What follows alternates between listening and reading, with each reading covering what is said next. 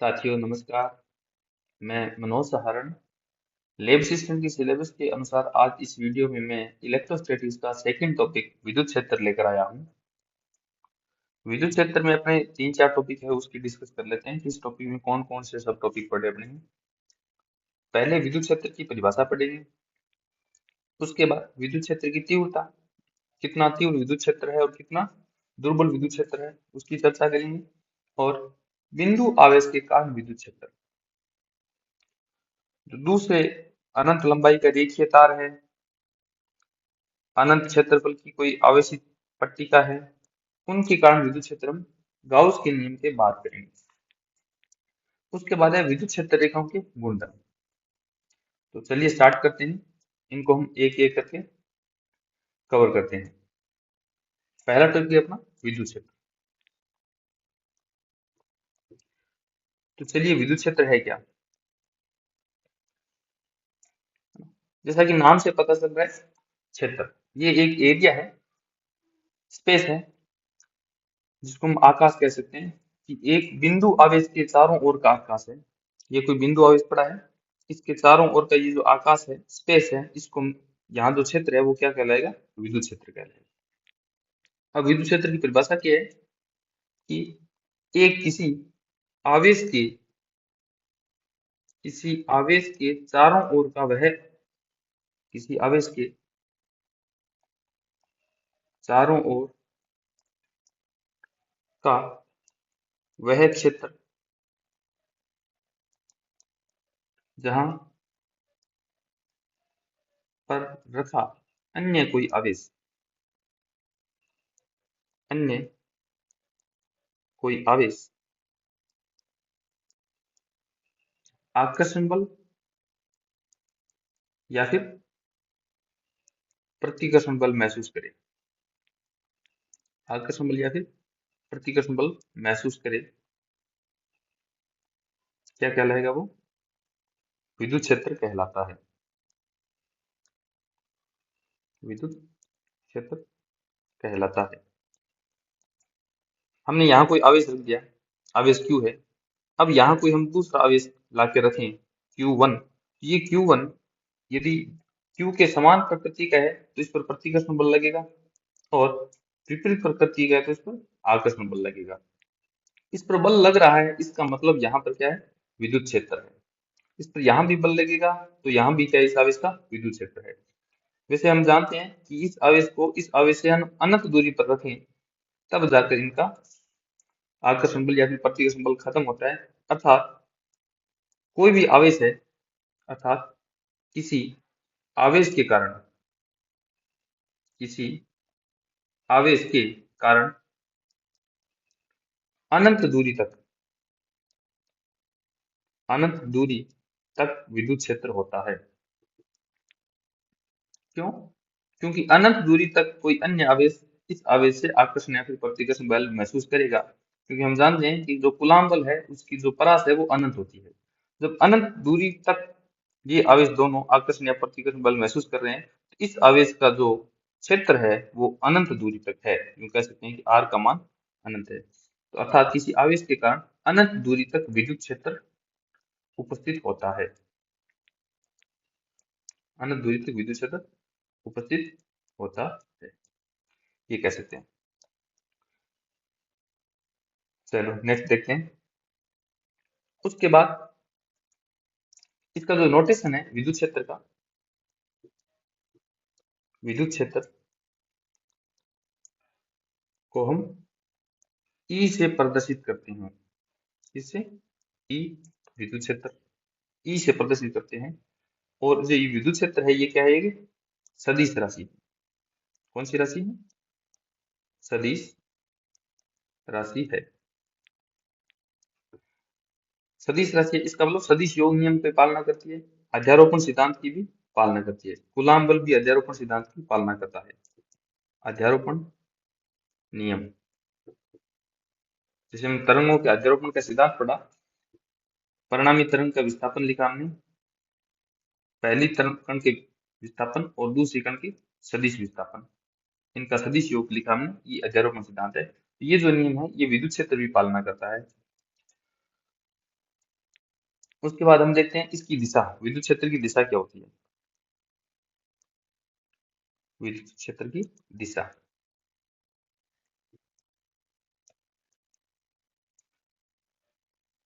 यदि हम धन आवेश की बात करें तो विद्युत क्षेत्र धन आवेश से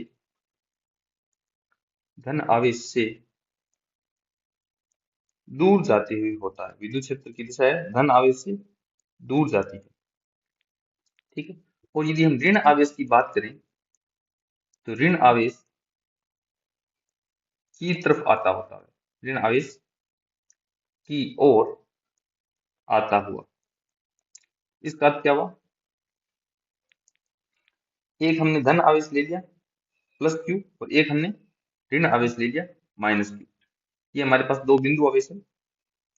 इस धन आवेश के कारण जो विद्युत क्षेत्र है वो इस आवेश से दूर जाता है,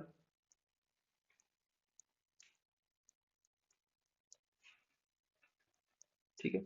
और ऋण आवेश के कारण जो विद्युत क्षेत्र है वो ऋण आवेश की ओर आता है। और ये जो लाइनें दिखा रहे हैं ये इन रेखाओं को कहते हैं विद्युत क्षेत्र रेखाएं। क्यों? क्योंकि इन रेखाओं को हम विद्युत क्षेत्र प्रदर्शित करने के लिए काम दे रहे हैं। ये जो रेखाएं ये क्या कहलाती है, विद्युत क्षेत्र रेखाएं। इन रेखाओं के गुणधर्म भी हम आगे पढ़ लेंगे। विद्युत क्षेत्र रेखाएं, इसका मतलब क्या हुआ, धन आवेश से विद्युत क्षेत्र की दिशा दूर जाती है और ऋण आवेश की तरफ विद्युत क्षेत्र रेखाएं आती है। ये क्यों आती है, देखें। सपोज दैट हम कोई दूसरा आवेश क्यू लिख देते हैं, ये धनात्मक क्यू है। बाय डिफॉल्ट हम एक टेस्ट चार्ज धनात्मक टेस्ट चार्ज लेते हैं। ये इस धन आवेश से प्रतिकर्षित होगा, इस पर बल इधर लगेगा। और यदि हम यहाँ पर कोई टेस्ट चार्ज प्लस क्यू रख देंगे तो इस पर जो कूलाम बल लगेगा ये लगेगा आकर्षण का। तो ये जो बल जो दिशा है यही विद्युत क्षेत्र रेखा की दिशा है। बल किस पर लगा है, ध्यान दें, बल हम धनात्मक आवेश पर लग रहे हैं। जो हम टेस्ट चार्ज ले रहे हैं परीक्षण आवेश, ये धनात्मक आवेश है। तो धनात्मक आवेश पर जिस दिशा में बल लगेगा वो दिशा विद्युत क्षेत्र रेखा की दिशा होती है। तो धनात्मक आवेश से तो प्रतिकर्षण बल लगता है, तो इसका मतलब विद्युत क्षेत्र रेखाएं धन आवेश से दूर जाते हुए होती है। तथा धनात्मक आवेश यदि हम ऋण आवेश के पास रखें तो आकर्षण होता है। इसका मतलब विद्युत क्षेत्र रेखाएं ऋण आवेश की ओर आती हुई होती है। ये हमने बात करी विद्युत क्षेत्र रेखाओं की दिशा की बात। नेक्स्ट पॉइंट हम देख लेते हैं विद्युत क्षेत्र की तीव्रता। तो कोई विद्युत क्षेत्र ई है, विद्युत क्षेत्र जिसका नोटेशन क्या है ई, विद्युत क्षेत्र ई में रखे एकांक धनात्मक आवेश, एकांक धनात्मक आवेश, धनात्मक आवेश पर लगने वाला बल, लगने वाला विद्युत बल या फिर जिसको हम कूलाम बल भी बोलते हैं, इलेक्ट्रोस्टैटिक फोर्स भी बोलते हैं, लगने वाला विद्युत बल क्या कहलाएगा, विद्युत क्षेत्र की तीव्रता कहलाता है। इसका मतलब हम विद्युत क्षेत्र तीव्रता ई को परिभाषित करें, ई बराबर एकांक आवेश, तो हम बटा में लिख देंगे क्यू। एकांक समय की बात करें तो बटा में समय लिख देते हैं, एकांक आवेश की बात है तो बटा में क्यू लिख देते हैं। तो एकांक आवेश पर लगने वाला बल ये क्या है, विद्युत क्षेत्र की तीव्रता कहलाता है। यदि एकांक आवेश पर बल का मान ज्यादा है इसका मतलब उस बिंदु पर विद्युत क्षेत्र की तीव्रता ज्यादा है। बल का मान जिस स्थान पर ज्यादा है इसका मतलब उस स्थान पर विद्युत क्षेत्र की तीव्रता क्या है, ज्यादा है। जिस स्थान पर बल का मान कम है उस स्थान पर विद्युत क्षेत्र की तीव्रता भी कम है। इसका मतलब वहां पर क्या है, प्रबल विद्युत क्षेत्र है, प्रबल विद्युत क्षेत्र, और यहाँ क्या है, दुर्बल विद्युत क्षेत्र। भाई ज्यादा बल लग रहा है वहां पर प्रबल विद्युत क्षेत्र और जहां पर कम बल लग रहा है वहां पर दुर्बल विद्युत क्षेत्र। इसका मतलब विद्युत क्षेत्र है वो बल के समानुपाती होता है, ई समानुपाती एफ। ये भी हो गया, ठीक है। चलो नेक्स्ट बात करते हैं विद्युत क्षेत्र की मात्रक क्या आ गया, ई का मात्रक, ई का मात्रक, मात्रक क्या होगा, ई का मात्रक बराबर एफ का मात्रक बटा में क्यू का मात्रक, एफ का मात्रक बटा क्यू का मात्रक। एफ का मात्रक क्या होगा, न्यूटन और क्यू मतलब आवेश का मात्रक क्या है, कूलाम, तो न्यूटन बटा कूलाम, इसको हम ये भी लिखते हैं न्यूटन पर कूलाम। जो दूसरा ई का फॉर्मूला है, ई बराबर माइनस डीवी बटा डी आर। हालांकि इस फॉर्मूले को आप डायरेक्ट पढ़ लेना, याद कर लेना, ये हम डेरिवेशन नहीं पढ़ेंगे इस फॉर्मूले का। इसका अर्थ ये हुआ कि विद्युत विभव की ऋणात्मक प्रवणता, विद्युत विभव की ऋणात्मक प्रवणता क्या है, विद्युत क्षेत्र है। Electric field is negative gradient of electric potential. विद्युत विभव की ऋणात्मक प्रवणता क्या कहलाता है, विद्युत क्षेत्र। इस फॉर्मूले से ई बराबर माइनस डीवी बटा डी आर। प्रवणता मतलब डीवी बटा डी आर, जैसे हम D Y by D X पढ़ते हैं ढाल, तो यहाँ पर प्रवणता क्या है, DV by D R. Minus मतलब ऋणात्मक प्रवणता, तो विद्युत विभव की ऋणात्मक प्रवणता को क्या कहते हैं, विद्युत क्षेत्र। तो यहां से विद्युत क्षेत्र का मात्रक कितना आ गया, ई का मात्रक, ई का मात्रक बराबर डीवी, विद्युत विभव है, इसका मात्रक होता है वोल्ट। विद्युत विभव का मात्रक क्या होगा, वोल्ट, तो ई का मात्रक बन गया वोल्ट बटा मीटर। इसको हम लिख सकते हैं वोल्ट पर मीटर। यदि हम ई की विमा की बात करें, पूछा जा सकता है, क्योंकि आपको बल आघूर्ण की विमा पूछी गई है, बल आघूर्ण आपके विद्युत सिलेबस में, तो बल आघूर्ण की विमा पूछ ली, क्योंकि सिलेबस में आपके विद्युत क्षेत्र भी है, तो ई की विमा पढ़ लेते हैं। ई की विमा, तो ई की विमा बराबर, इस फॉर्मूले से ई की विमा बराबर एफ की विमा बटा क्यू की विमा, इसी से ई की विमा बराबर एफ की विमा बटा क्यू की विमा। एफ की विमा मतलब बल की विमा बटा क्यू की विमा।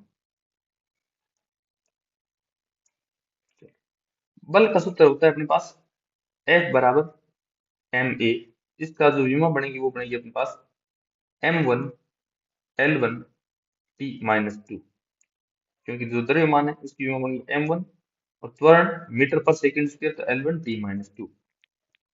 हमारे पास धारा का सूत्र होता है Q बाई टी, ये विद्युत धारा है, तो यहाँ से Q का जो मात्रक बनेगा तो एम्पियर गुणा में सेकंड, तो जो आवेश का जो विमा है वो क्या बनेगी, A1 T1।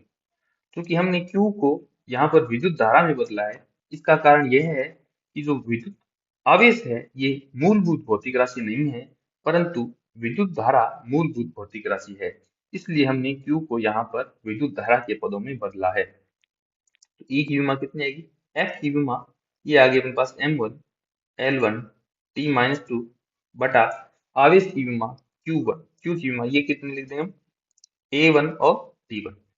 सोल्व करने पर ई की विमा निकल कर आती है m1 L1 T minus three और A माइनस वन।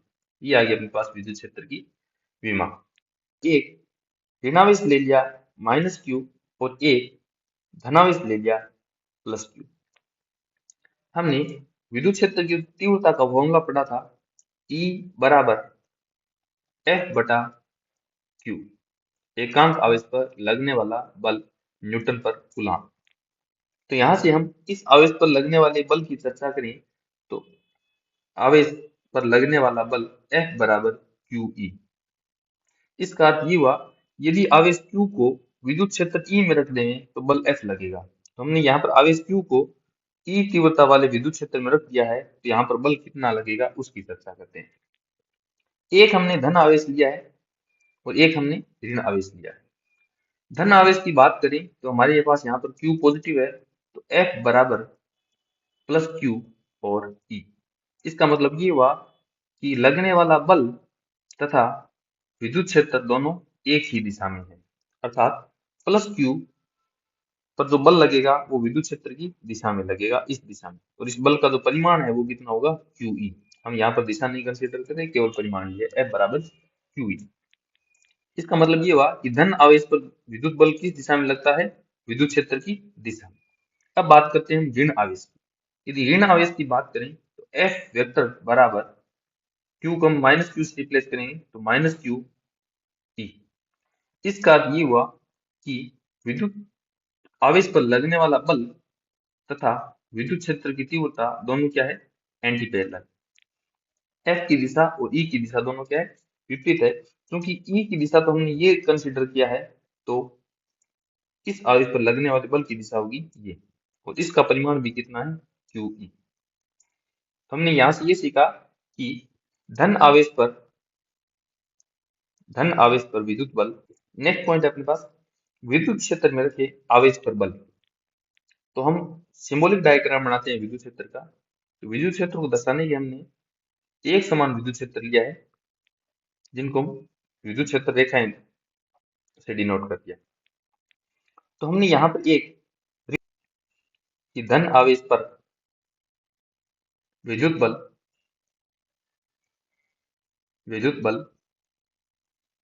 विद्युत क्षेत्र की दिशा में,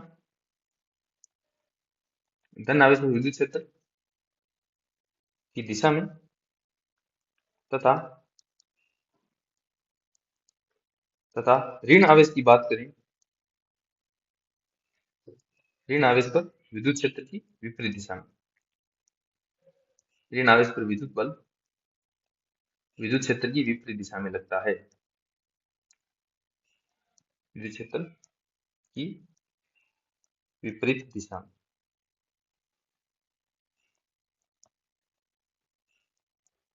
ये दोनों अच्छे पॉइंट है। इस फॉर्मूले से डायरेक्ट क्वेश्चन आ सकते हैं आपके, F बराबर क्यू ई। आवेश का परिमाण दे देगा कि इतना आवेश है, विद्युत क्षेत्र इसमें रखा हुआ है, तो इस पर कितना बल लगेगा। और ये भी पूछा जा सकता है, लगने वाले बल की दिशा विद्युत क्षेत्र की दिशा में होगी या फिर विद्युत क्षेत्र की विपरीत दिशा में होगी। तो हमारा आंसर यही रहेगा, यदि आवेश पॉजिटिव है तो विद्युत क्षेत्र की दिशा में रहेगी, और यदि हमारा आवेश नेगेटिव है तो इस पर लगने वाले बल की दिशा विद्युत क्षेत्र की विपरीत दिशा में रहेगी। अब नेक्स्ट पॉइंट हमारा, एक बिंदु आवेश के कारण विद्युत क्षेत्र।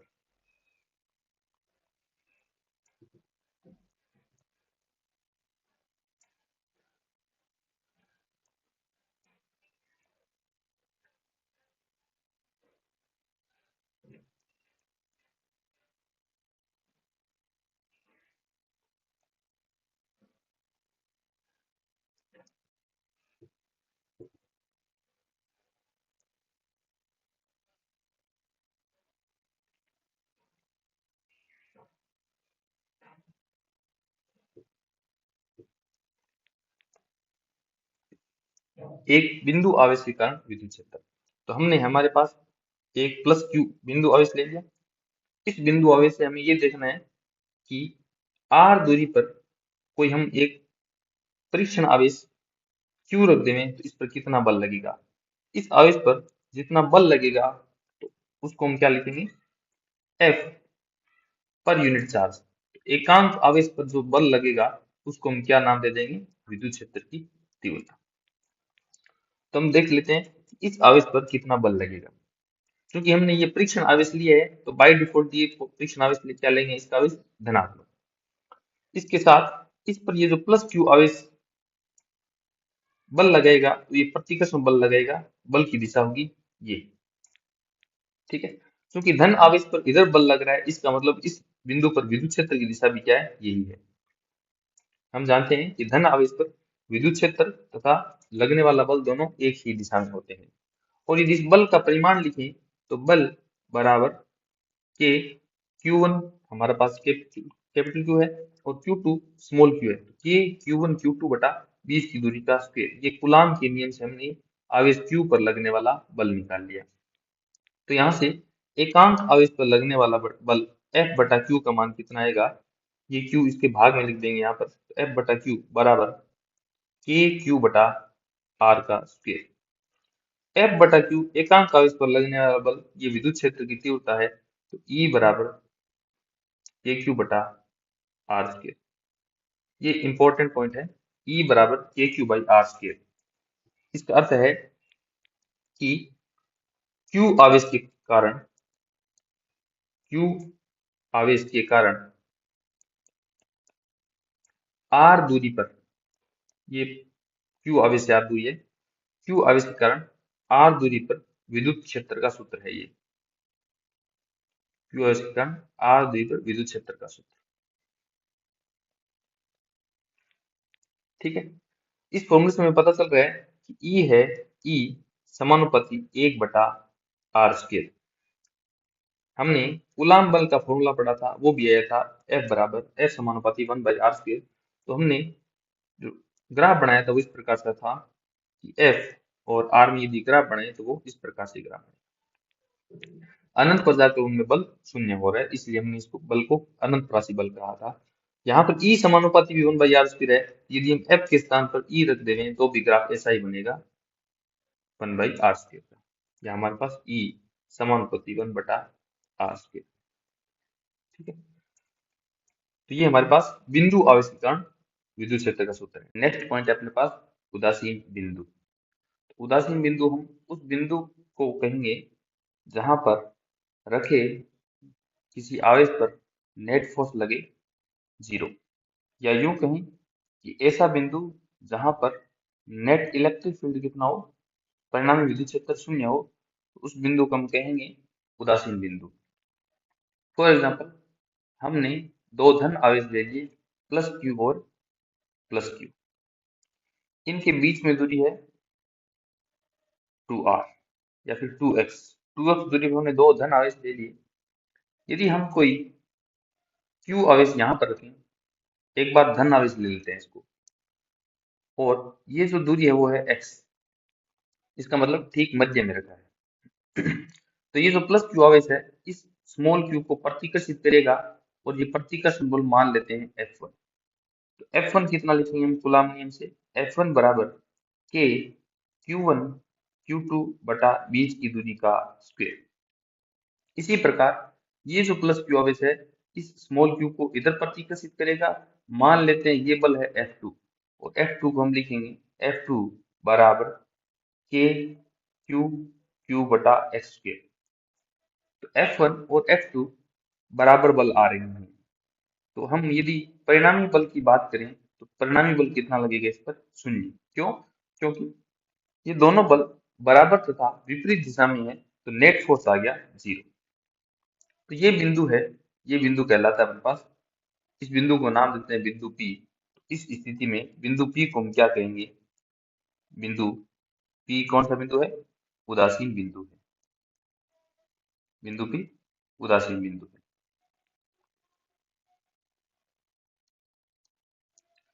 बिंदु P पर नेट फोर्स 0 है, इसका मतलब ये हुआ कि बिंदु P पर नेट इलेक्ट्रिक फील्ड कितना है?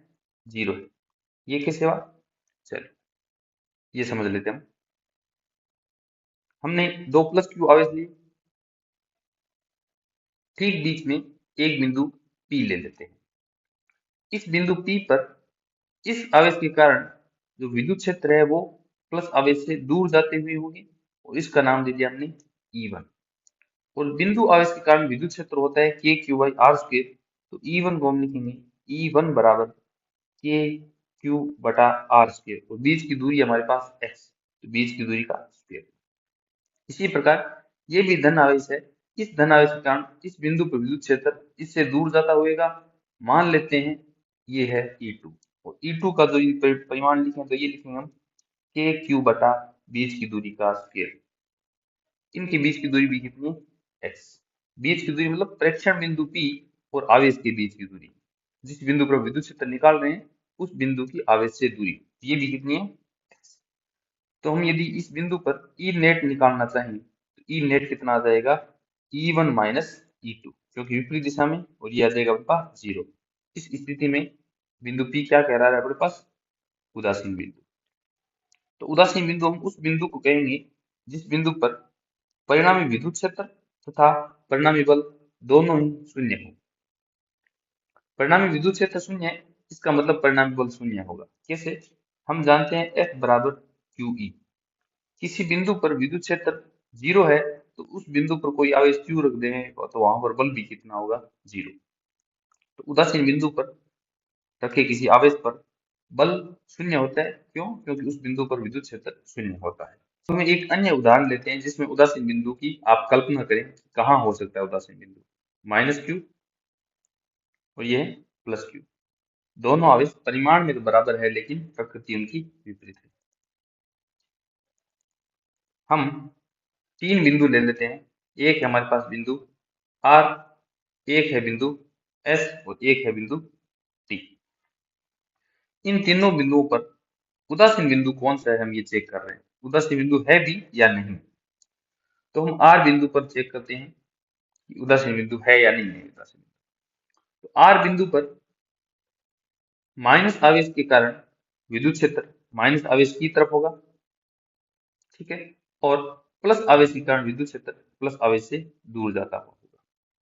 यदि हम यहाँ पर कोई आवेश स्मॉल q रख देंगे तो इसकी गति की विवेचना कर लेते हैं हम, ये किस साइड जाएगा। यदि यही इसी स्थान पर रुका रहेगा तो ये बिंदु उदासीन बिंदु है, इसका मतलब इस पर नेट फोर्स 0 है। तो यदि यहाँ से गति करना प्रारंभ कर जाएगा तो ये उदासीन बिंदु नहीं है। अब ये धन आवेश से तो प्रतिकर्षित होगा और ऋण आवेश की तरफ आकर्षित होगा। क्योंकि दोनों आवेश आकर्षित करने वाले और प्रतिकर्षित करने वाले आवेश परिमाण में बराबर है, लेकिन यह ऋण आवेश से नजदीक है, इसलिए यहाँ से ऋण आवेश से ये आकर्षित हो जाएगा और ये ऋण आवेश की तरफ गति करना प्रारंभ कर देगा। इसका मतलब जो R बिंदु है उस पर नेगेटिव चार्ज के कारण जो इलेक्ट्रिक फील्ड है वो ग्रेटर देन है पॉजिटिव आवेश के कारण इलेक्ट्रिक फील्ड के। तो हम ये कह सकते हैं E नेगेटिव है वो ग्रेटर देन है E पॉजिटिव से। तो जो बिंदु R है वो उदासीन बिंदु नहीं है, बिंदु R उदासीन बिंदु नहीं।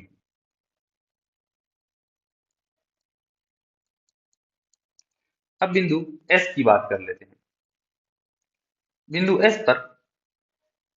S पर धन आवेश के कारण जो विद्युत क्षेत्र है वो E प्लस धन आवेश से दूर जाते हुए होगा, इसको नाम दे दिया हमने E प्लस धन आवेश के कारण विद्युत क्षेत्र। और यदि हम ऋण आवेश की बात करें तो ऋण आवेश की तरफ आता हुआ होगा, इसको हम क्या नाम दे देंगे E माइनस। बिंदु S पर धन आवेश के कारण विद्युत क्षेत्र और ऋण आवेश के कारण विद्युत क्षेत्र दोनों क्या है, एक ही दिशा में है। इस स्थिति में जो इलेक्ट्रिक फील्ड है नेट इलेक्ट्रिक फील्ड वो शून्य नहीं है, दोनों एक ही दिशा में है तो जुड़ जाएंगे। इसका मतलब ये हुआ कि जो बिंदु S है वो भी उदासीन बिंदु नहीं है। अब हम बिंदु T पर देख लेते हैं कि ये उदासीन बिंदु है या नहीं है। बिंदु T पर धन आवेश के कारण जो विद्युत क्षेत्र है वो धन आवेश से दूर जाते हुए होगा तथा ऋण आवेश के कारण विद्युत क्षेत्र ऋण आवेश की तरफ आते हुए होगा। क्योंकि धन आवेश और ऋण आवेश परिमाण में बराबर है, परंतु धन आवेश है वो बिंदु T के नजदीक है और ऋण आवेश है वो बिंदु T से दूर है। इसका अर्थ ये हुआ कि बिंदु T पर E प्लस ज्यादा है और E माइनस कम है। तो बिंदु T पर E प्लस की दिशा है ये और E माइनस की दिशा है ये, अर्थात E प्लस प्लस आवेश के कारण जो विद्युत क्षेत्र है वो ज्यादा है माइनस आवेश के कारण विद्युत क्षेत्र, तो यहाँ पर परिणामी विद्युत क्षेत्र शून्य नहीं है। इसका अर्थ ये है कि बिंदु T भी उदासीन बिंदु नहीं। इससे हम क्या सीखे, यदि दो धन आवेश और ऋण आवेश परिमाण में तो बराबर है परंतु इनकी प्रकृति विपरीत है तो हमें उदासीन बिंदु कहीं भी नहीं मिलेगा, यहाँ उदासीन बिंदु नहीं मिलेगा, उदासीन बिंदु नहीं मिलेगा। यदि हम विपरीत प्रकृति के आवेशों के लिए उदासीन बिंदु की बात करें तब दोनों आवेशों का परिमाण है वो अलग अलग होना चाहिए। परिमाण अलग अलग होगा उस स्थिति में दोनों आवेशों के मध्य उदासीन बिंदु नहीं होगा, परंतु आवेशों के बाहर आवेशों को जोड़ने वाली रेखा के बाहर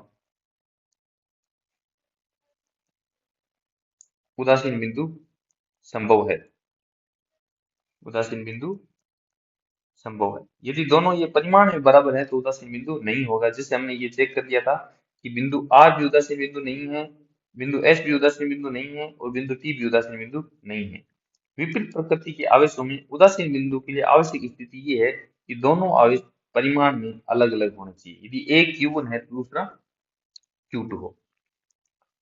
अब हमारा नेक्स्ट पॉइंट है या फिर कुछ उदाहरण पढ़ लेते हैं उदासीन बिंदु के, या फिर इसको इंपॉर्टेंट नोट समझ लें आप। सभी सममित ज्यामिति, सभी सममित ज्यामिति के सिरों पर, सममित ज्यामिति के शीर्षों पर, शीर्षों पर एक समान आवेश रख दिया जाए, एक समान आवेश, परिमाण में सारे बराबर होंगे, प्रकृति में भी सारे एक जैसे होंगे, इसलिए एक समान आवेश है वो। एक समान आवेश रख दिया जाए, रख दिया जाए तो उस ज्यामिति के केंद्र पर, तो उस ज्यामिति के केंद्र पर,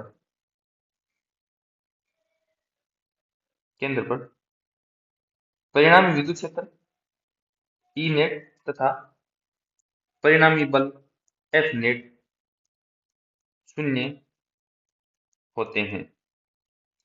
अर्थात जो वो केंद्र है वो क्या होगा हमारे पास, वो उदासीन बिंदु है, उदासीन बिंदु है। अब ये उदासीन बिंदु कैसे है हम थोड़ा उदाहरण से समझ लेते हैं। हमने एक ये स्क्वायर लिया जिसकी भुजा है ए भुजा का वर्ग ले लिया, इसके सभी शीर्षों पर हमने प्लस क्यू आवेश रख दिए, plus Q plus Q plus Q और प्लस क्यू, सभी शीर्षों पर हमने प्लस क्यू आवेश रख दिए।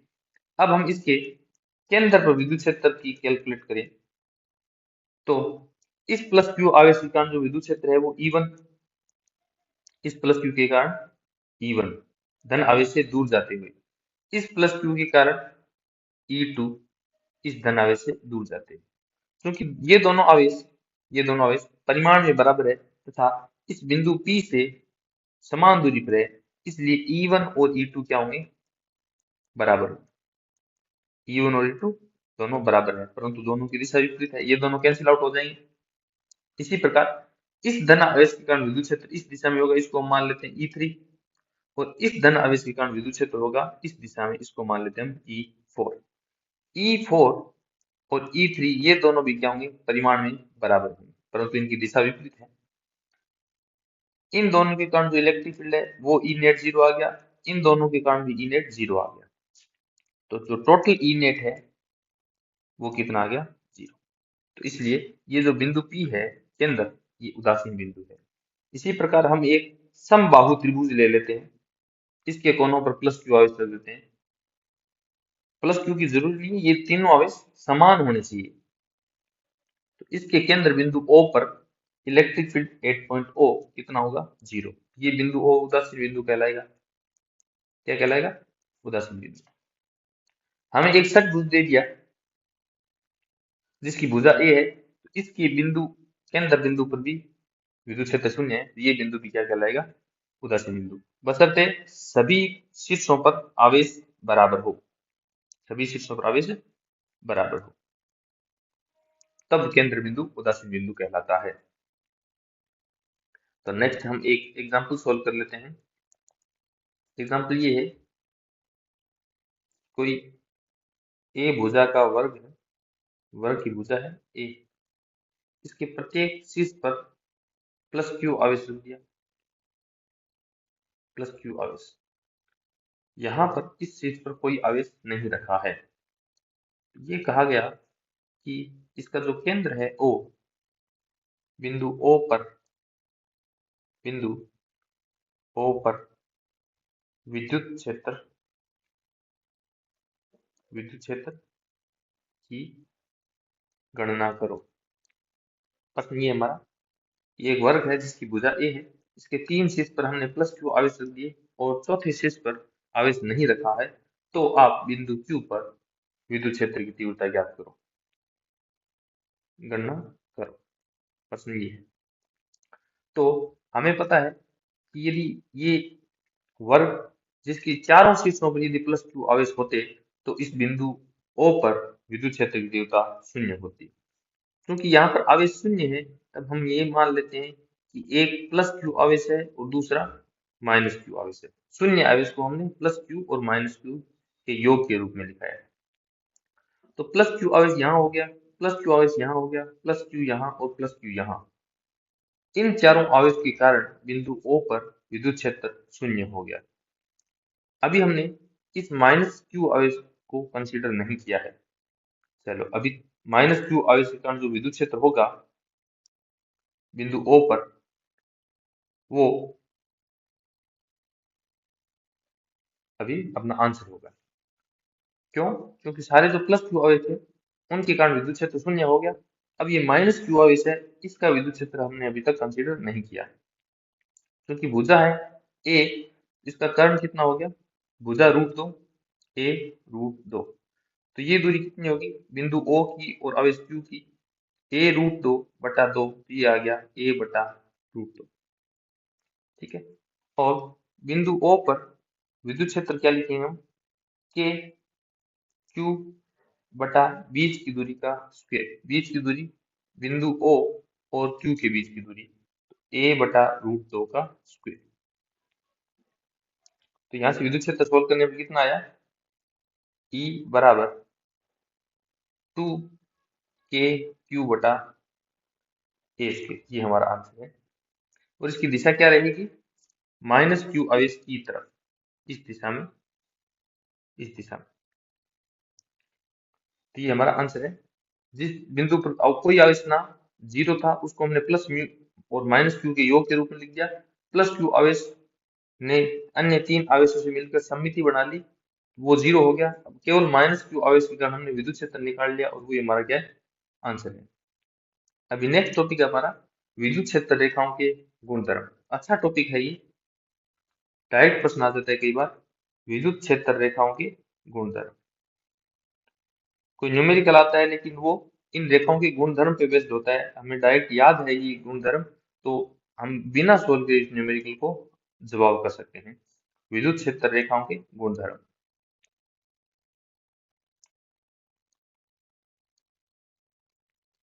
Properties of electric field lines. पहली प्रॉपर्टी है हमारे पास, इन रेखाओं के किसी बिंदु पर खींची गई स्पर्श रेखा, किसी बिंदु पर खींची गई स्पर्श रेखा, खींची गई स्पर्श रेखा उस बिंदु पर, उस बिंदु पर विद्युत क्षेत्र की दिशा को व्यक्त करती है, विद्युत क्षेत्र की दिशा को व्यक्त करती है। हम विद्युत क्षेत्र रेखा के किसी भी बिंदु पर कोई स्पर्श रेखा खींच दे, तो वो स्पर्श रेखा उस बिंदु पर, जिस बिंदु पर आपने स्पर्श रेखा खींची है, विद्युत क्षेत्र रेखा की, विद्युत क्षेत्र की दिशा को व्यक्त करती है। सपोज दैट हमारे पास ये विद्युत क्षेत्र रेखा है, ठीक है, और ये फील्ड लाइंस है इस दिशा में। तो इस बिंदु पर जो विद्युत क्षेत्र की दिशा होगी, अब हम इस बिंदु पर स्पर्श रेखा खींचते हैं, इस बिंदु पर विद्युत क्षेत्र की दिशा ये है, इस बिंदु पर विद्युत क्षेत्र की दिशा ये है, ठीक है, और इस बिंदु पर विद्युत क्षेत्र की दिशा ये है। स्पर्श रेखा की दिशा में विद्युत क्षेत्र की दिशा होती है। इसकी नेक्स्ट प्रॉपर्टी है, ये क्षेत्र रेखाएं, ये क्षेत्र रेखाएं खुले वक्र होती है, खुले वक्र होती है। ये विद्युत क्षेत्र रेखाएं खुले वक्र होती है।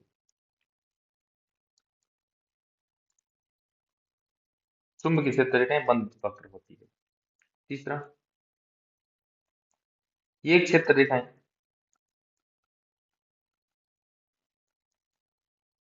एक दूसरे को, मतलब एक दूसरी क्षेत्र रेखाओं को, एक दूसरी को अंतर छेपित, मतलब इंटरसेक्ट, एक दूसरे को काटती नहीं है, इंटरसेक्ट नहीं करती, काटती नहीं है। इसका क्या कारण है, सपोज दैट हमारे पास एक फील्ड लाइन ये है और दूसरी फील्ड लाइन ये है। यदि हम इस बिंदु पर विद्युत क्षेत्र की दिशा निकालना चाहें, तो इस क्षेत्र रेखा की कोणीय विद्युत क्षेत्र की दिशा होगी ये, और इस क्षेत्र रेखा के अकॉर्डिंग विद्युत क्षेत्र की दिशा होगी ये, क्योंकि हमने दो रेखाएं काट रही है, एक बिंदु पर दो स्पर्श रेखा बना दी, एक तो बता रही है विद्युत क्षेत्र E1 और एक बता रही है E2। तो दो विद्युत क्षेत्र बन गए एक ही बिंदु पर, जो संभव नहीं है। इस कारण ये क्षेत्र रेखाएं एक दूसरे को काटती नहीं है। ठीक है, पॉइंट देख लेते हैं। एक समान विद्युत क्षेत्र के लिए एक समान विद्युत क्षेत्र के लिए ये क्षेत्र रेखाएं आपस में समांतर होती है। विद्युत क्षेत्र के लिए ये रेखाएं आपस में समानांतर होती है, आपस में समांतर होती है। यदि हम बात करें, यदि विद्युत क्षेत्र रेखा इस प्रकार से है,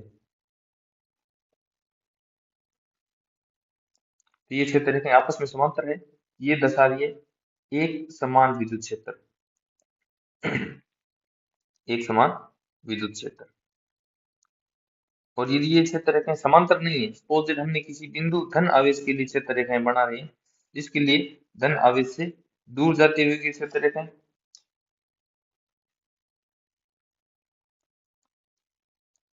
तो यहाँ हम देखें क्षेत्र रेखाओं के बीच में दूरी कम है और यहाँ बीच में दूरी ज्यादा है, तो ये आपस में समांतर नहीं है। ये क्षेत्र हो गया असमान विद्युत क्षेत्र, नॉन यूनिफॉर्म, असमान विद्युत क्षेत्र।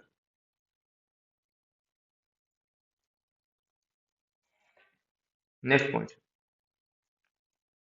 जिन स्थानों पर जिन स्थानों पर इनका घनत्व ज्यादा है, इनका घनत्व ज्यादा है मतलब पास पास में है, ये रेखाएं पास पास में है या घनत्व ज्यादा है, वहां विद्युत क्षेत्र, केवल नोटेशन यूज कर रहा हूँ विद्युत क्षेत्र नाम लिखने के बजाय, वहां विद्युत क्षेत्र प्रबल होता है, प्रबल होता है। तथा जिन स्थानों पर तथा जिन स्थानों पर इनका संख्या घनत्व कम होता है या घनत्व यदि कम है, जिन स्थानों पर इनका संख्या घनत्व कम होता है, वहां दुर्बल विद्युत क्षेत्र होता है, कम होता है वहां पर, वहां विद्युत क्षेत्र दुर्बल होता है। अब हम एक बिंदु आवेश की ही बात कर लेते हैं, जो पिछले पॉइंट में पढ़ा है हमने। यहाँ पर बिंदु आवेश के पास में ही क्षेत्र रेखाएं पास पास में इनका संख्या घनत्व ज्यादा है, तो बिंदु आवेश के पास में तो विद्युत क्षेत्र का घनत्व या विद्युत क्षेत्र की तीव्रता ज्यादा होती है, और जैसे ही बिंदु आवेश से दूर चले जाते हैं, यहाँ पर क्षेत्र रेखाएं दूर दूर चलेगी, संख्या घनत्व कम हो गया। यहाँ पर सपोज विद्युत क्षेत्र E2 है, तो E2 दुर्बल विद्युत क्षेत्र है और E1 प्रबल विद्युत क्षेत्र है। इसका मतलब क्या हुआ, E1 is greater than E2। जैसे जैसे बिंदु आवेश से दूर जाते हैं, क्षेत्र रेखाओं के बीच की दूरी बढ़ती है और विद्युत क्षेत्र दुर्बल होता जाता है। नेक्स्ट पॉइंट, विद्युत क्षेत्र रेखाएं विद्युत क्षेत्र रेखाएं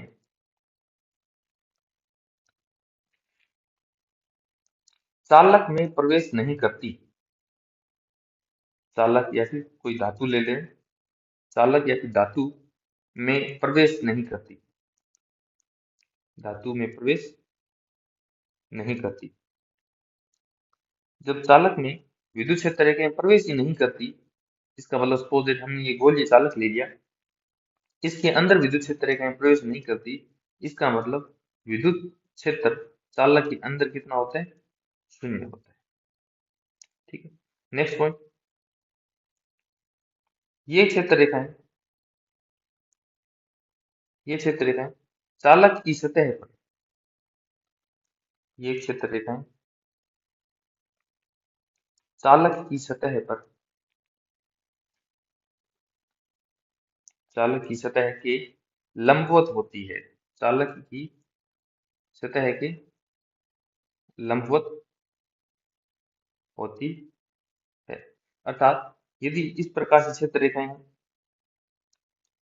पहले विद्युत क्षेत्र रेखा इस प्रकार से है, यदि हमने इनके बीच में चालक पदार्थ या फिर चालक गोला लाकर रख दिया तो ये विद्युत क्षेत्र रेखाएं किस प्रकार से बदल जाएगी वो हम बना रहे हैं।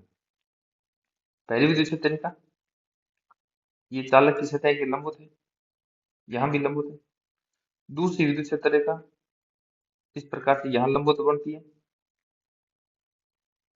यहाँ लंबवत है। तीसरी विद्युत क्षेत्र रेखा चालक की सतह के लंबवत है और यहाँ इस प्रकार से लंबवत है। यदि इधर बनाए तो इस प्रकार से यहाँ लंबवत, इस प्रकार से चालक की सतह की लंबवत होती है विद्युत क्षेत्र रेखाएं, ठीक है। और चालक के अंदर प्रवेश नहीं करती क्षेत्र रेखाएं तो ई इन बराबर कितना लिख देंगे, 0। तो आप ये डायग्राम एक और एक डायग्राम ये, दोनों का आप ध्यान रखना। सीधा डायग्राम दिया जा सकता है, निम्न में से कौन सा चित्र है वो सही है और कौन सा चित्र गलत है। एक चीज ध्यान रखनी कि चालक के अंदर क्षेत्र रेखा प्रवेश नहीं करती। दूसरी बात, चालक की सतह के लंबवत होती है। नेक्स्ट पॉइंट, ये क्षेत्र रेखाएं समविभव पृष्ठ के लंबवत होती है। समविभव पृष्ठ, ऐसा पृष्ठ जहां पर विद्युत विभव का मान समान होता है समविभव पृष्ठ कहलाता है, इक्विपोटेंशियल सरफेस समविभव पृष्ठ के लंबवत होती है।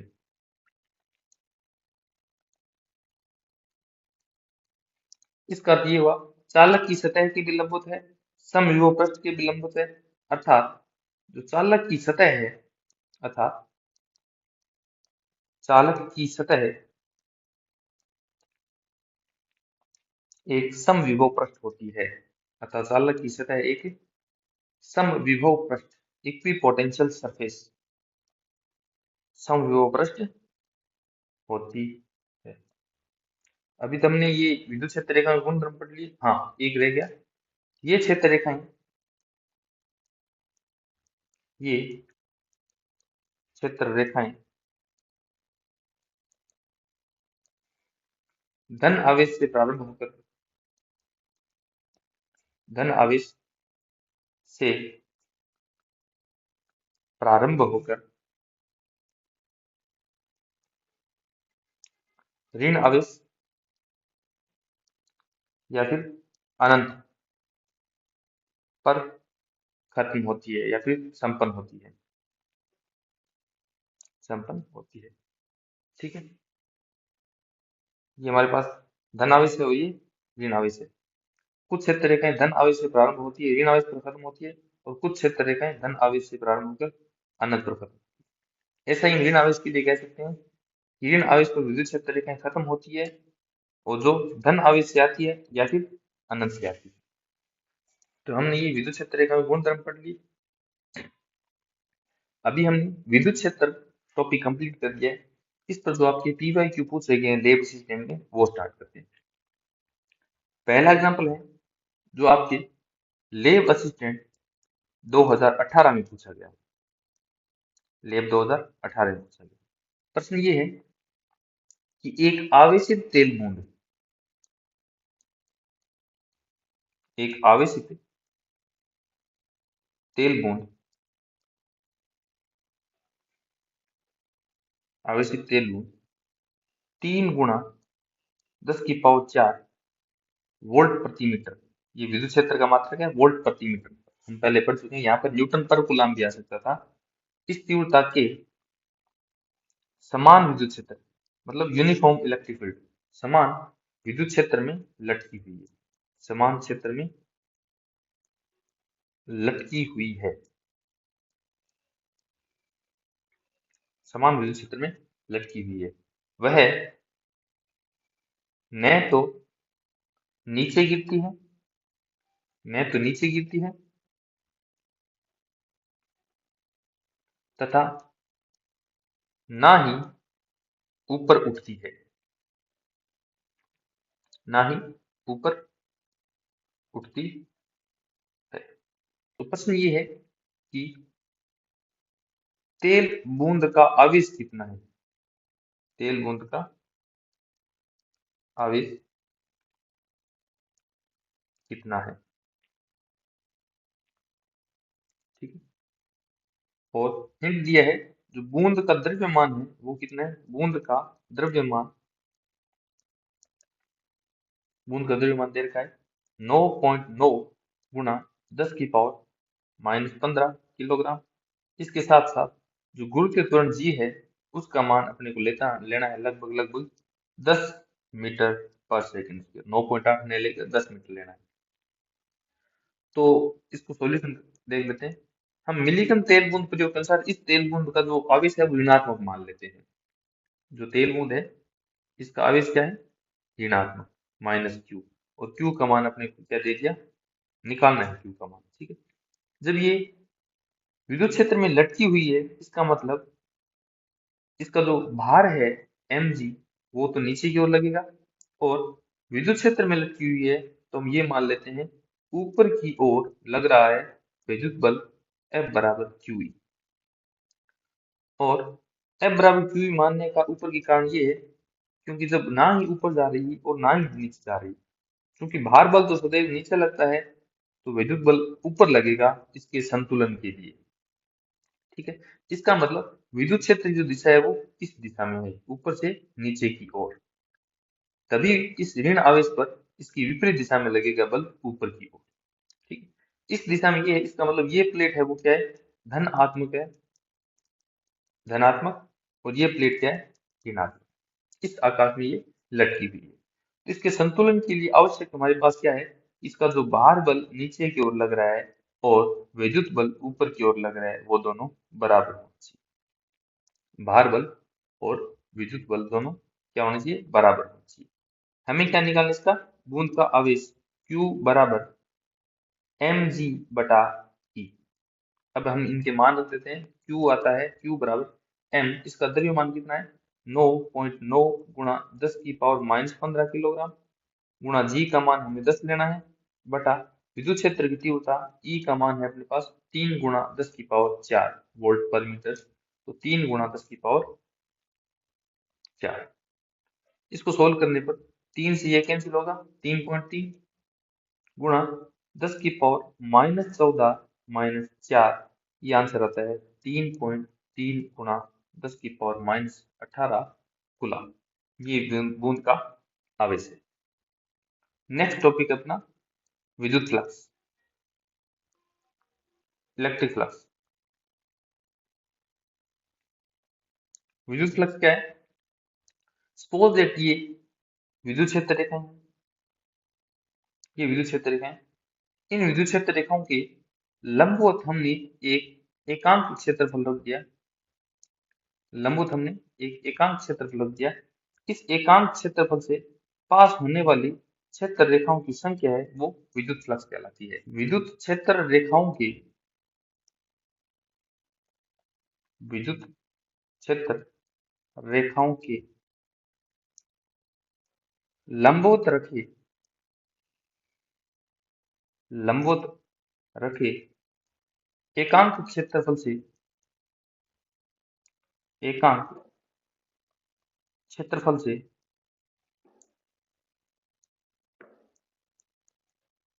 पारित क्षेत्र रेखाओं की संख्या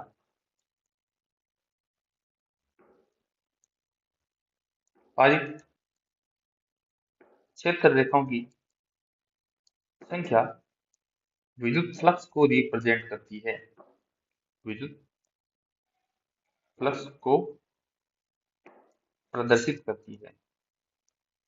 यदि एकांक क्षेत्रफल से जितनी ज्यादा क्षेत्र रेखाएं निकलेगी विद्युत फ्लक्स उतना ही ज्यादा होगा। और विद्युत फ्लक्स का जो परिभाषा है वो दी जाती है फाई बराबर समाकलन विद्युत क्षेत्र और उस एकांक क्षेत्रफल का अल्पांश क्षेत्रफल सदिश dA। ठीक है, E और क्षेत्रफल सदिश का अदिश गुणनफल का समाकलन लिया जाता है हमारे पास। तो हम इसका एक उदाहरण ले लेते हैं। ये एक क्षेत्रफल है और इस प्रकार से विद्युत क्षेत्र रेखाएं जा रही है।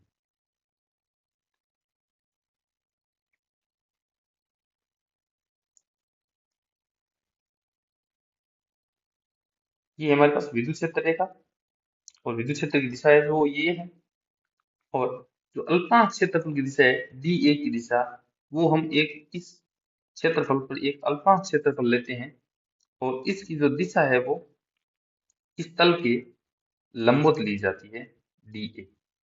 ठीक है, डी ए वेक्टर अल्पनांश क्षेत्रफल सदिश और विद्युत क्षेत्र के बीच में जो कोण क्या है, थीटा है। ठीक है, तो हम इस फाई को क्या लिख पाएंगे, फाई बराबर समाकलन E vector dot D A vector, विद्युत क्षेत्र और अल्पनांश क्षेत्रफल का क्षेत्रफल सदिश, इनका जो अदिश गुणनफल है उनको हम लिख पाएंगे ई डी ए और cos थीटा। ये है हमारे पास विद्युत फ्लक्स की परिभाषा, E D A cos theta. Theta किसके बीच में कोण है, अल्पनांश क्षेत्रफल सदिश और विद्युत क्षेत्र के बीच का कोण। अब हम पढ़ते हैं गाउस का नियम। गाउस का नियम,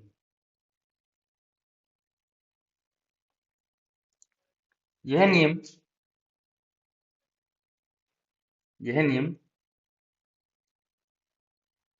किसी बंद पृष्ठ से निर्गत फ्लक्स के बारे में जानकारी देता है। बंद पृष्ठ से निर्गत फ्लक्स की जानकारी देता है। जैसे कूलाम नियम दो आवेशों के मध्य लगने वाले बल की जानकारी देता है, उसी प्रकार गाउस का नियम बंद पृष्ठ से निर्गत फ्लक्स के बारे में जानकारी देता है। गाउस का नियम क्या कहता है, सपोज दैट हमारे पास ये कोई बंद पृष्ठ है, बंद पृष्ठ है ये, ठीक है, रैंडम बंद पृष्ठ ले लिया हमने, उसके अंदर एक आवेश Q1 है, दूसरा आवेश Q2 है, तीसरा आवेश Q3 है, चौथा आवेश Q4। इन आवेशों का जो बीजगणित योगफल सिग्मा Q है वो कितना आ गया, Q1 plus Q2 plus Q3 plus Q4। इनमें जो धन आवेश है वो जुड़ जाएंगे और ऋण आवेश है वो घट जाएंगे। सभी आवेशों का हमने क्या ले लिया, ये बीजगणितीय योगफल ले लिया। कौन सा योग लिया है, बीजगणितीय योगफल। क्यों, क्योंकि आवेश कौन सी राशि है, अदिश राशि है। यदि सदिश राशि होती तो सदिश योगफल ले लेते हैं, हमने आवेश का बीजगणित योगफल ले लिया। अब गाउस ये कहता है कि इस बंद पृष्ठ से निर्गत फ्लक्स फाई, फाई क्या है, इस पृष्ठ को नाम दे देते हैं हम एस। पृष्ठ एस से निर्गत फ्लक्स है, पृष्ठ एस से निर्गत फ्लक्स, निर्गत फ्लक्स मतलब कितनी क्षेत्र रेखाएं निकल रही है, निर्गत फ्लक्स है, बंद पृष्ठ से निर्गत फ्लक्स, ये कितना होगा। तो गाउस ने फॉर्मूला दिया कि फाई बराबर आवेशों का बीजगणित योगफल जो आपने लिया था वो, तथा निर्वात की विद्युतशीलता, इनका अनुपात बंद पृष्ठ से निर्गत फ्लक्स के बराबर होता है। ठीक है, यदि समेशन Q का मान कितना आ जाए, समेशन Q बराबर 0, इसका मतलब जितने यहाँ धन आवेश है उतने ही ऋण आवेश है पृष्ठ में। दूसरी संभावना ये है कि कोई आवेश है ही नहीं, तो समेशन Q जब 0 है तो फ्लक्स का मान कितना आ गया, 0। पहला केस वो जब जितने धन आवेश है उतने ऋण आवेश है, इसका मतलब धन आवेश और ऋण आवेश दोनों क्या है, बराबर है। ठीक है, जितनी क्षेत्र रेखाएं धन आवेश के कारण बाहर निकली उतनी ही क्षेत्र रेखाएं ऋण आवेश के लिए अंदर आ गई, तो फ्लक्स, नेट फ्लक्स 0 हो गया। दूसरी संभावना, जब कोई आवेश ही नहीं है इस पृष्ठ के अंदर तो भी फ्लक्स कितना हो गया, 0। ठीक है, तो ये बंद पृष्ठ से निर्गत फ्लक्स के बारे में जानकारी देता है। पहली संभावना, यदि बंद पृष्ठ, मैं बार बार बंद पृष्ठ नहीं लिख रहा, केवल पृष्ठ एस लिख रहा हूं, ये अंडरस्टूड है कि पृष्ठ एस है वो क्लोज सरफेस है, अपने पास बंद पृष्ठ है। यदि पृष्ठ एस में कुल आवेश शून्य हो, कुल आवेश शून्य हो, तो एस से निर्गत फ्लक्स कितना होगा, निर्गत फ्लक्स बराबर शून्य होगा। ठीक है, दूसरा, यदि पृष्ठ एस में कुल आवेश ऋणात्मक हो तो, कुल आवेश ऋणात्मक हो, कुल आवेश नेगेटिव हो तो विद्युत फ्लक्स, विद्युत फ्लक्स फाई आ जाएगा अपने पास नेगेटिव। क्यों? क्योंकि जब बंद पृष्ठ एस के अंदर अपने पास टोटल आवेश नेगेटिव है तो विद्युत क्षेत्र रेखाएं अंदर आएगी। हम जानते हैं विद्युत क्षेत्र रेखाएं की जो दिशा होती है माइनस आवेश की ओर होती है। उस केस में फाई का मान क्या आ गया हमारे पास नेगेटिव। तीसरी स्थिति, यदि बंद पृष्ठ के अंदर, यदि पृष्ठ एस के अंदर, यदि पृष्ठ एस के अंदर कुल आवेश धनात्मक हो, कुल आवेश धनात्मक हो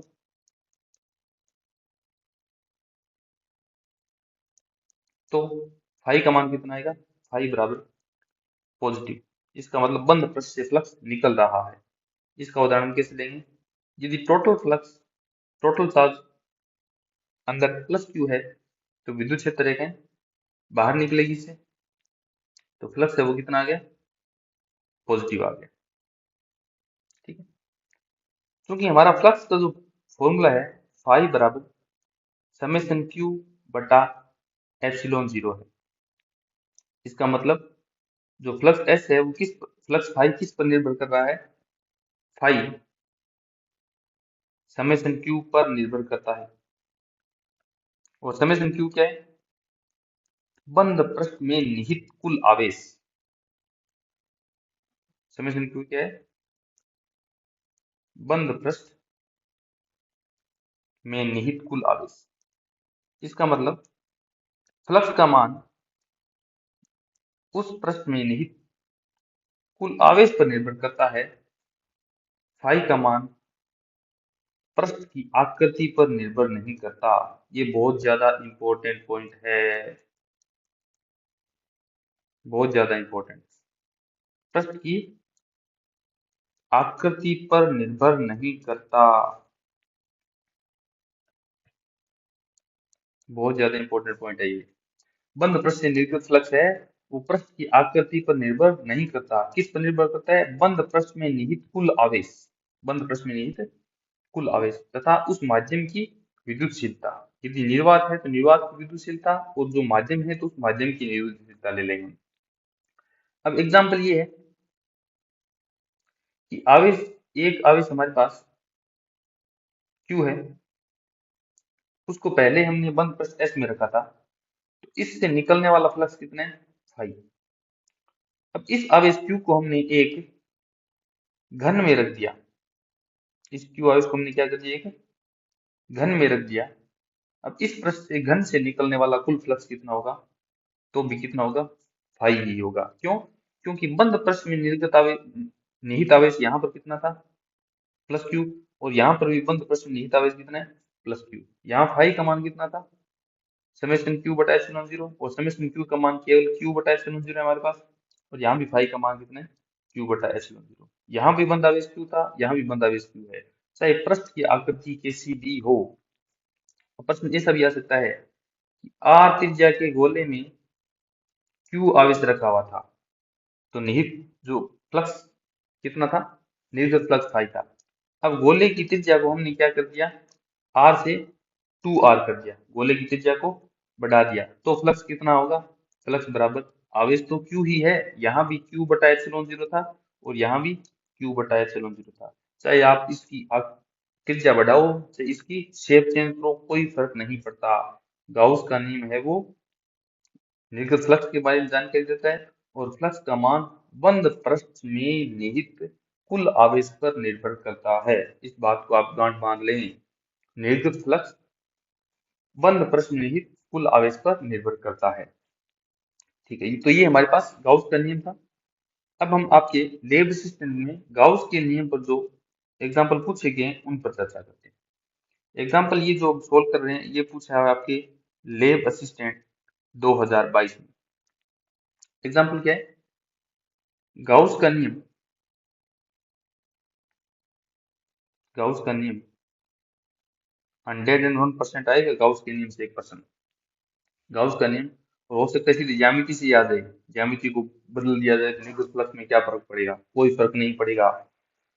एग्जाम्पल 2022 में आया था, गाउस का नियम कहता है कि, कहता है कि किसी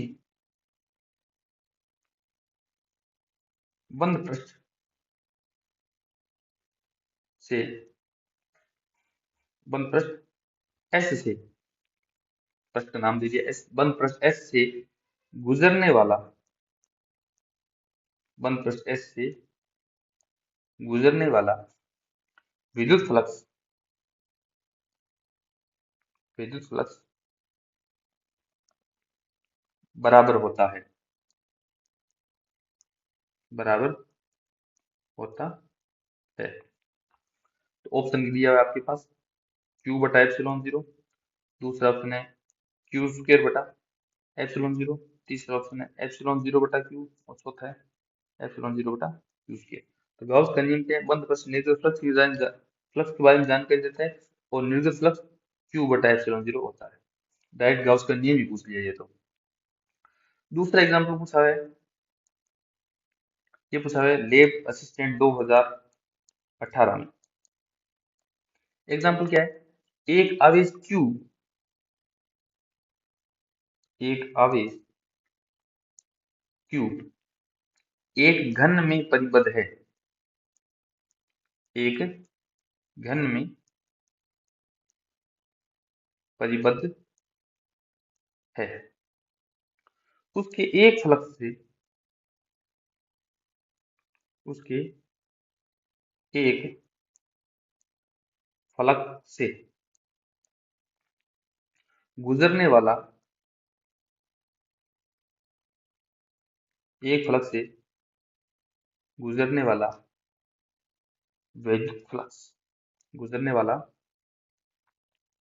वैद्युत फ्लक्स होता है। कितना होता है? आवेश कितना है एक घन में? क्यू। ये एक घन है हमारे पास, इस घन में आवेश क्यू रखा गया,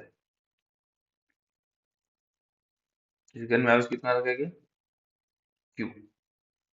तो घन से, गाउस के नियम के अनुसार लिख रहे हैं हम, घन से निर्गत कुल फ्लक्स, घन से निर्गत कुल फ्लक्स कितना होगा? समेशन क्यू बटा एप्सिलॉन जीरो, तो ये हो गया क्यू बटा एप्सिलॉन जीरो। टोटल फ्लक्स कितना है? 5 बराबर क्यू बटा एप्सिलॉन जीरो। ये घन से निर्गत कुल फ्लक्स है।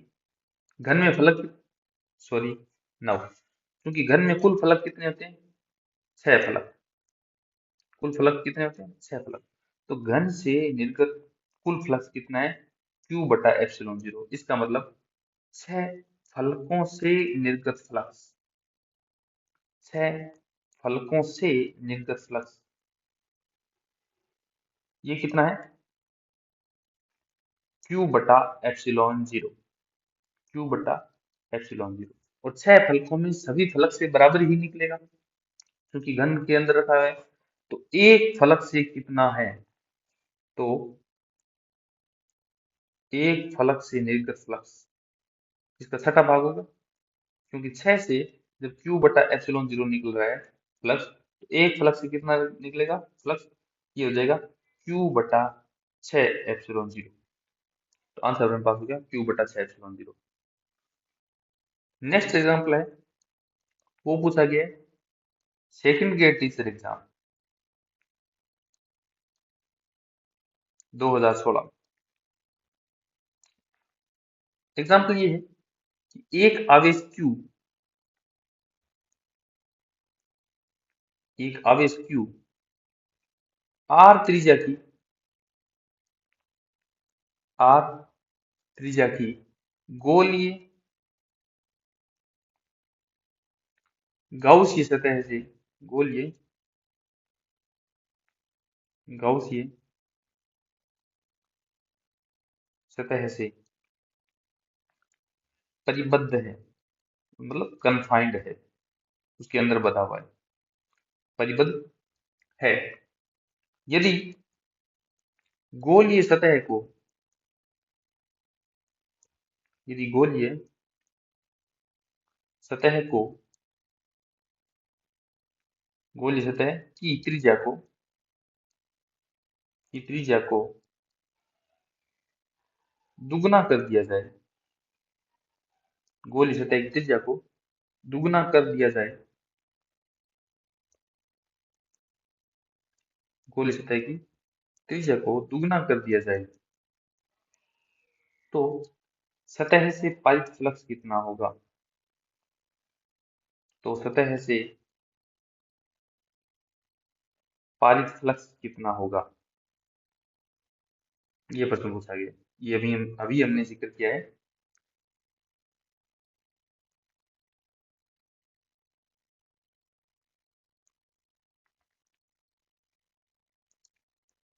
पारित फ्लक्स कितना होगा? पहले आर त्रिज्या की गोलीय पृष्ठ है। इस गोलीय पृष्ठ, जो बंद पृष्ठ हमने एस नाम दिया था अभी, इस बंद पृष्ठ एस को ही क्या बोला जाता है? गाउस की सतह बोला जाता है। ठीक है। इसके अंदर कुल आवेश कितना है? क्यू। तो यहां से निर्गत फ्लक्स कितना होगा? क्यू बराबर परिबद्ध आवेश क्यू बटा एप्सिलॉन जीरो। ठीक है। अब यदि त्रिज्या को दुगना कर दिया जाए, त्रिज्या को क्या कर रहे हैं? दुगना कर दें, 2r कर दिया। अंदर आवेश को तो नहीं बदल रहे, आवेश क्यू ही है, तो यहाँ से निर्गत फ्लक्स कितना निकलेगा इस गोलीय पृष्ठ से? यहाँ परिबद्ध आवेश कितना है? क्यू बटा एप्सिलॉन जीरो, बस। यहाँ भी कितना रहेगा? क्यू बटा एप्सिलॉन जीरो। कोई फर्क नहीं पड़ेगा, सेम वही रहेगा जो पहले था। क्यों? क्योंकि अंदर आपने आवेश नहीं बदला है, फ्लक्स केवल आवेश पर निर्भर करता है। ठीक है। नेक्स्ट क्वेश्चन आपके पास।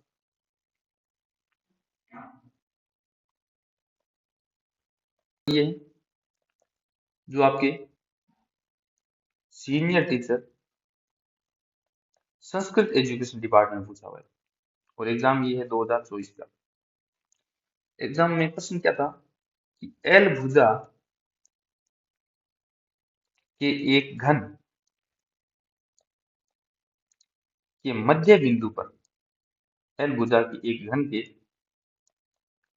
मध्य बिंदु पर एक बिंदु आवेश, एक बिंदु आवेश प्लस क्यू रखा जाता है, एक बिंदु आवेश प्लस क्यू रखा जाता है, तो घन से निर्गत फ्लक्स कितना होगा? घन से निर्गत फ्लक्स कितना होगा? ऑप्शन दिए हुए हैं। 6ql² बटा एप्सिलॉन जीरो, दूसरा ऑप्शन है क्यू बटा एप्सिलॉन जीरो, तीसरा ऑप्शन है क्यू बाई 6 एप्सिलॉन जीरो, और चौथा ऑप्शन है क्यू बटा 6l² एप्सिलॉन जीरो। तो प्रश्न क्या है? एल भुजा का एक घन है, बंद पृष्ठ है, उसके अंदर एक बिंदु आवेश क्यू रखा गया है, तो घन से निर्गत फ्लक्स, तो घन से निर्गत फ्लक्स, बंद पृष्ठ से निर्गत फ्लक्स, कुल आवेश कितना होगा? उस बंद पृष्ठ में कुल आवेश बटा एप्सिलॉन जीरो, क्यू बटा एप्सिलॉन जीरो, ये। और यदि यही प्रश्न एक फलक के लिए पूछता तो घन के एक फलक, घन के एक फलक से निर्गत फ्लक्स, एक घन से एक फलक से निर्गत फ्लक्स हो गया, और ये क्या है? कुल फ्लक्स। अपने पास जो लैब असिस्टेंट 2022 में पूछा गया है, एग्जाम्पल ये है कि गाउस नियम से, गाउस नियम से संबंधित कौन सा कथन, संबंधित कौन सा कथन सत्य नहीं है? गाउस नियम से कौन सा कथन सत्य नहीं है? पहला कथन है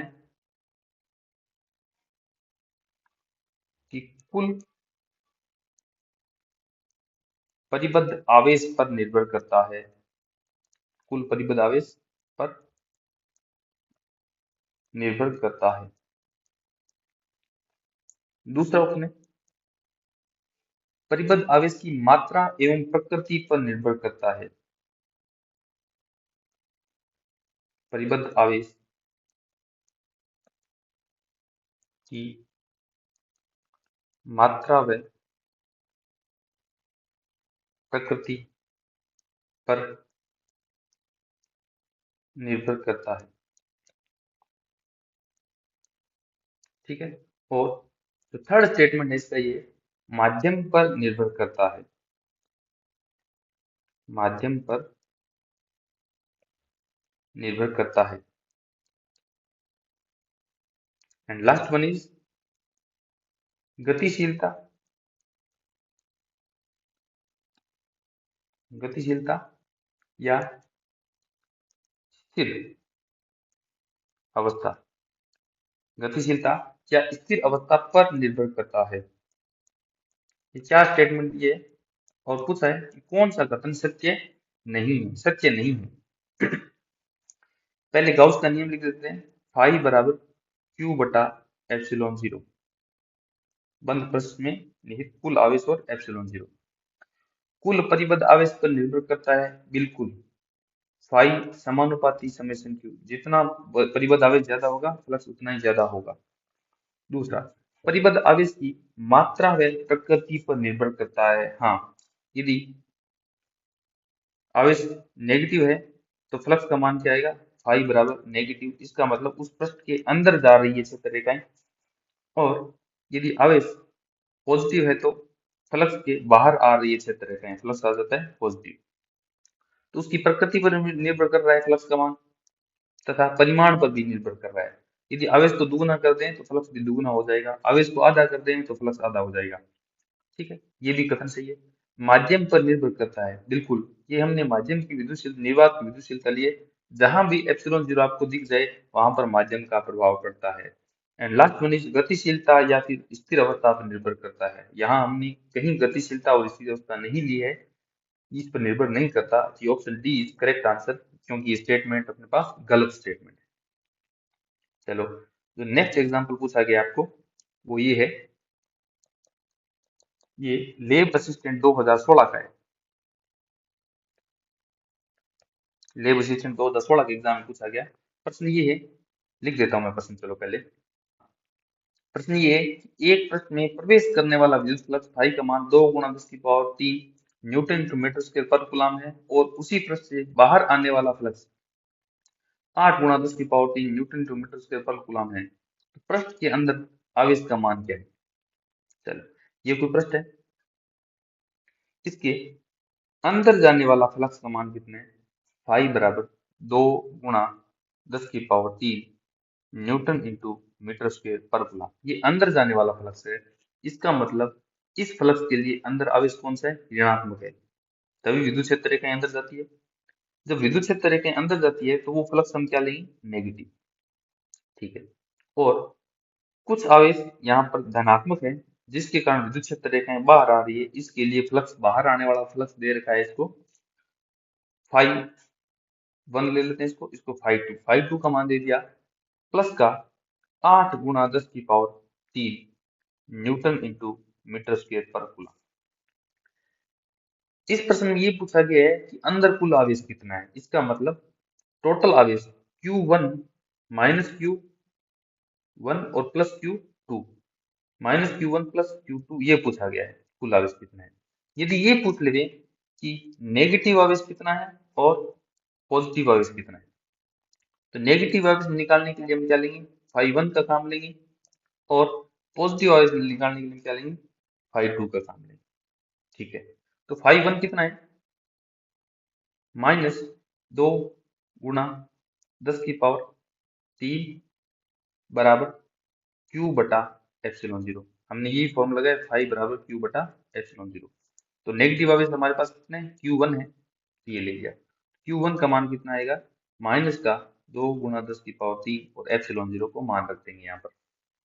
दूसरा, यदि φ2 पूछे कि अंदर धनात्मक आवेश कितना है, तो हम क्या लेंगे, केवल Q2 लेंगे और इधर धनात्मक फ्लक्स φ2 ले लेंगे।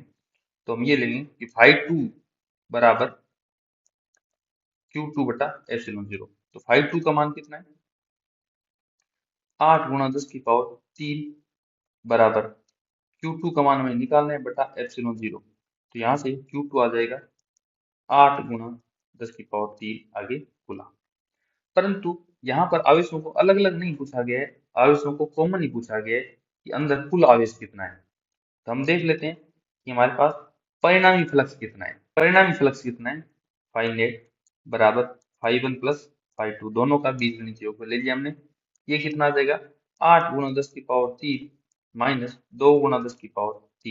जो फाइ का मान है, नेट फाइ, वो आ गया 6 × 10⁻³ न्यूटन इंटू मीटर स्क्वायर पर कूलम। क्योंकि हम जानते हैं जो फाइ का मान है कूलाम के गाउस के नियमानुसार फाइ बराबर Q बटा ε0। तो यहाँ से Q का मान कितना आएगा, फाइ ε0। और फाइ का मान कितना दे रखा है, नेट फाइ अपने पास कितना है, 6 × 10⁻³ गुना ε0 का मान कितना आता है, 8.82 गुना 10⁻⁻12। और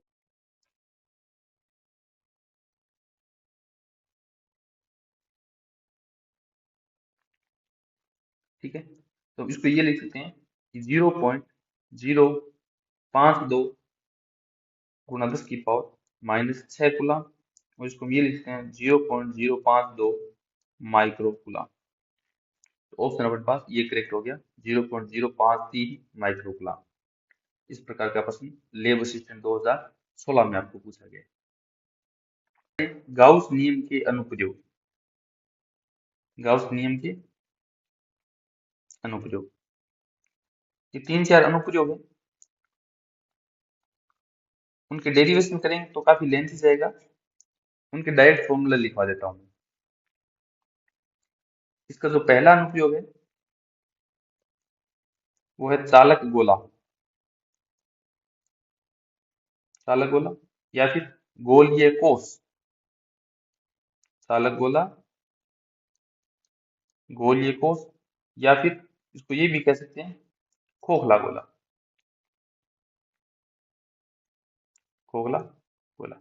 जब चालक गोले के अंदर विद्युत क्षेत्र नहीं है तो उसको गोलीय कोष भी बोल सकते हैं और खोखला गोला भी बोल सकते हैं। क्यों? क्योंकि अंदर तो विद्युत क्षेत्र है नहीं, तो खोखले गोले को चालक गोला भी बोला जा सकता है। हमने एक खोखला गोला ले लिया जिसको गोलीय कोष कह दो या चालक गोला कह दो, जिसकी त्रिज्या कितनी है, 8। इस पर आवेश प्लस Q दिया गया है। तब हम 3 बिंदु लेते हैं जहां पर हमें विद्युत क्षेत्र निकालना है। पहला बिंदु ये है, ये गोले से बाहर है जिसकी दूरी केंद्र से R1 है। दूसरा बिंदु ये है, ये गोले की सतह पर है और केंद्र से दूरी त्रिज्या के बराबर है R। और तीसरा बिंदु ये है R3, ये है चालक गोले के अंदर। तो बिंदु 1 पर जो विद्युत क्षेत्र है वो होगा, हमने एक बिंदु आवेश का विद्युत क्षेत्र पढ़ा था उसके समान, तो KQ बटा R1 का स्क्वायर। ठीक है, और इसकी सतह पर जो विद्युत क्षेत्र है E2, वो हम क्या लिखेंगे, स्मॉल r के स्थान पर कैपिटल R रख देंगे, KQ बटला R का स्क्वायर। और बिंदु 3 पर विद्युत क्षेत्र है जो गोले के अंदर है, वहां पर होगा विद्युत क्षेत्र 0। एक तो चालक गोला, गोलीय कोष या फिर खोखला गोला, इसके कारण विद्युत क्षेत्र। दूसरा, अनंत लंबाई के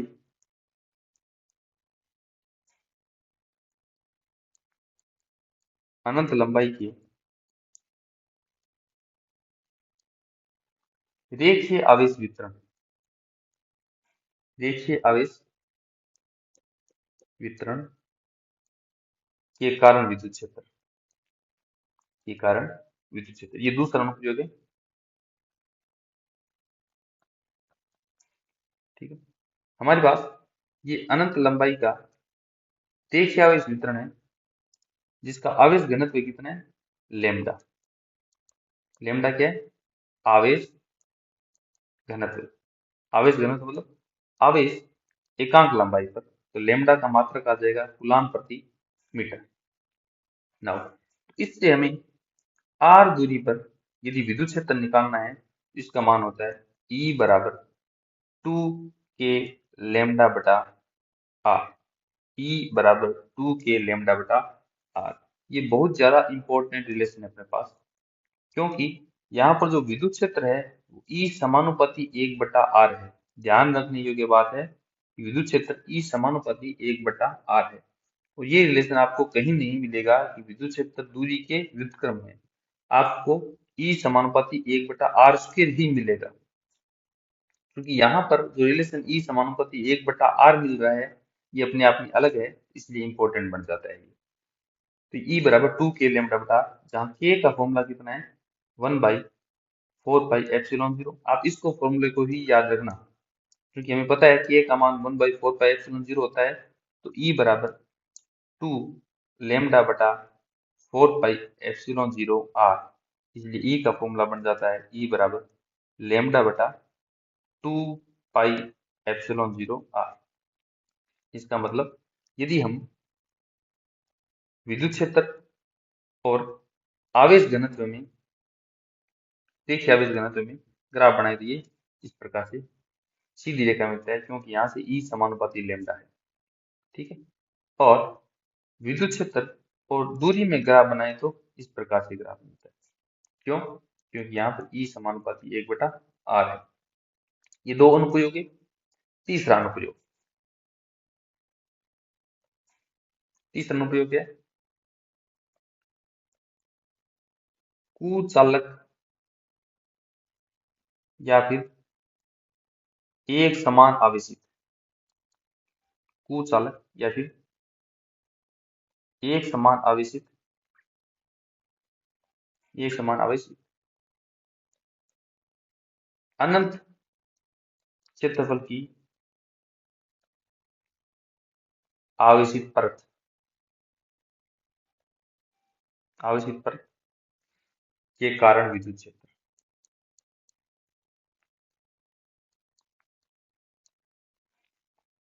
यहाँ ये एक समान आवेशित परत है जिसका क्षेत्रफल कितना है? अनंत है। हमने अनंत क्षेत्रफल तो नहीं बनाया, पॉसिबल नहीं है, हमने परिमित क्षेत्रफल ही बनाया है, ठीक है। इसका जो प्रत्येक क्षेत्रफल है वो सिग्मा, और सिग्मा को हम क्या लिखेंगे? सिग्मा आवेश एकांक क्षेत्रफल पर, इसका मात्रक होगा कूलाम पर मीटर स्क्वायर। एकांक क्षेत्रफल आवेश को क्या बोलते हैं? क्षेत्रीय आवेश घनत्व। इसका परत का जो क्षेत्रीय आवेश घनत्व सिग्मा है, तो इसके कारण जो विद्युत क्षेत्र बनेगा E बराबर सिग्मा बटा 2ε0। ये विद्युत क्षेत्र है, ठीक है। ये दूरी पर निर्भर नहीं कर रहा है। कुचालक या फिर एक समान अनंत क्षेत्र की आवेशित परत के कारण विद्युत क्षेत्र सिग्मा बटा 2ε0 होता है, और इसकी जो दिशा है वो सपोजिट ये हमारे पास कुचालक परत है, तो इसकी क्षेत्र इस साइड तो क्षेत्र की दिशा ये होगी आवेशित परत से दूर जाते हुए, और इस साइड दूर जाते हुए होगी। इसका मान कितना होगा? E बराबर सिग्मा बटा 2ε0, ठीक है। ये ध्यान रखें, कुचालक और एक समान आवेशित परत के कारण सिग्मा बटा 2ε0 होता है, और यही यदि आपको चालक परत देते हैं, क्या देते हैं? चालक परत, इस स्थिति में आवेश घनत्व सिग्मा बटा ε0 हो जाता है विद्युत क्षेत्र, ठीक है। ये आपको याद रखना है। चालक परत के कारण तो सिग्मा बटा ε0, और कुचालक या फिर एक समान आवेशित के कारण सिग्मा बटा 2ε0। तो प्रिय साथियों, फिजिक्स की हमने 5वीं यूनिट है वो इलेक्ट्रोस्टैटिक्स, वो इसकी थ्योरी और जो PYQ पूछे गए हैं वो हमने यहाँ से कवर कर लिए हैं।